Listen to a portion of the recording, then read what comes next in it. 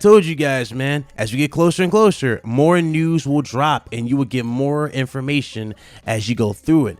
What's going on, Ryan? Ryan here back again, Big Cloud Gaming. What's up? How y'all doing? So this news just dropped. I'm a little excited about this, so excuse me. This news just dropped, and it looks very interesting. Now, one thing I've been talking about is the Dualshock 5 when it comes to the new improvements for the controller is the haptic trigger feedback, but I also was interested in what else is going to be added to the controller. According to this actual patent, it might actually be very similar to Dualshock 4, however, with a few subtle changes, all right? Now, here's the actual patent. Now, keep in mind, this might not be the full finished product, right? It might change over time or after everything's done and tested. They might add some new things to this, but this is what we got so far from the patent, all right? So let's get into the actual full story. PS5 controller shown in patent images. DualShock 5 seems to have a subtle change design over PS4. Here's the full story. A Sony Interactive Entertainment patent has revealed images of what could be the PlayStation 5's controller. The images, which were published on the Japanese Patent Office website today, are attributed to the PlayStation manufacturer and match a description of the PS5's prototype pad in a Wired article, in which Sony's next-gen console or next-gen controller is described as an awful lot like the PS4 controller or DualShock 4. The patent specifically highlights a microphone, but comparison images posted online showed that there are many subtle design changes between the pictured controller and the DualShock 4. The controller pictured in the patent features larger triggers, slightly smaller sticks, a USB port, and no light bar. They continue. The prototype PS5 controller currently being sent to developers is being described as an unlabeled matte black doohickey that looks very similar to the PS4's DualShock 4, but Sony has confirmed some significant additions. One major improvement added to PS5's controller is adaptive triggers, which Sony Interactive Entertainment says can offer varying levels of resistance to make game mechanics such as shooting a bow and arrow, the tension increasing as you pull the arrow back, feel more realistic.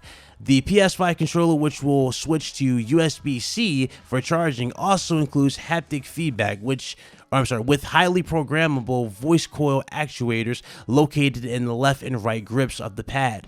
Combined with an improved speaker on the controller, the haptics can enable astonishing effects, claims Wired. Here are the actual here are the actual images of the actual controllers side by side. As you guys clearly can see, they look very identical, but those not those analysts, but those triggers definitely are a lot bigger, and that's very interesting. It looks very similar to, you guys remember, with the Xbox One. Xbox One does have rumble in the triggers, so that way, well, obviously that was why the triggers were bigger, but these triggers now right here look a little bigger, not over the top, but they definitely look bigger in the actual pictures. But they do continue in the article, and this is what they have to say. In a series of short demos, the publication described in October, a character ran through a platform level featuring a number of different surfaces, which Wired said gave distinct and tactile experiences. Sand felt slow and sloggy. Mud felt slow and soggy. On ice, a high frequency response made the thumbsticks really feel like my character was jumping into a pool. I got a sense of a resistance of the water on a wooden bridge, a bouncing sensation. Next, a version of Gran Turismo Sport ported over to the PS5 dev kit enabled the player to feel the difference between dirt and track surfaces. Doing the same thing on the same track using DualShock 4 and PS5, that sensation disappeared entirely, the article said.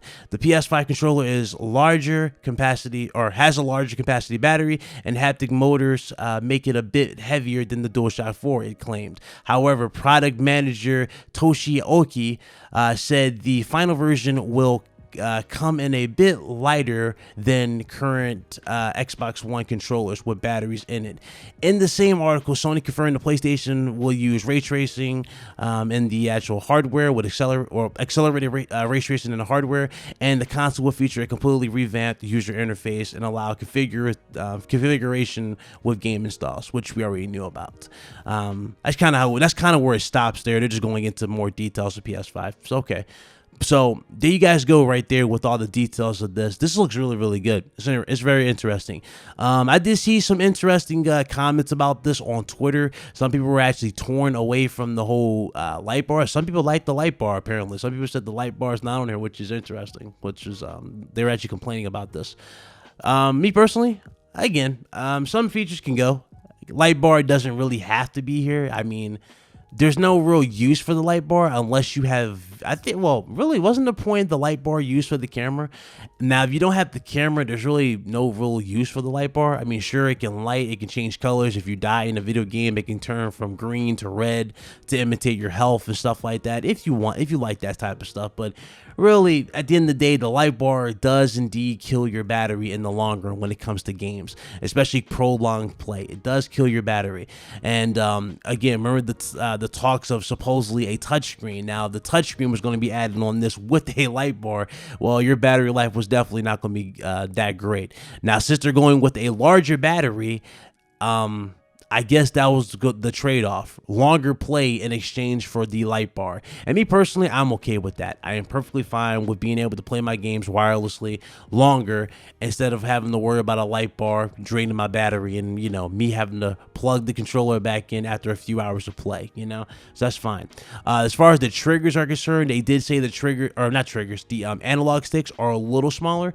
I don't know why the analog sticks would be a little smaller. You would think they'd be a little bigger, but I don't know. So I don't know what to really say about that. It's going to be interesting to see how those actually play a factor when it comes to the game, especially shooters and all those other, you know, action type games. It's going to be interesting for sure.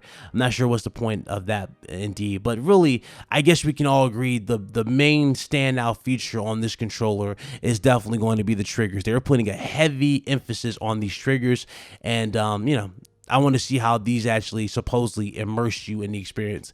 For what I'm looking at, hey, it might damn well be that next thing, you know, they need. So there's that. All right. Now, you already know, I already talked about VR and whatnot, right? The patents for VR using a new controller.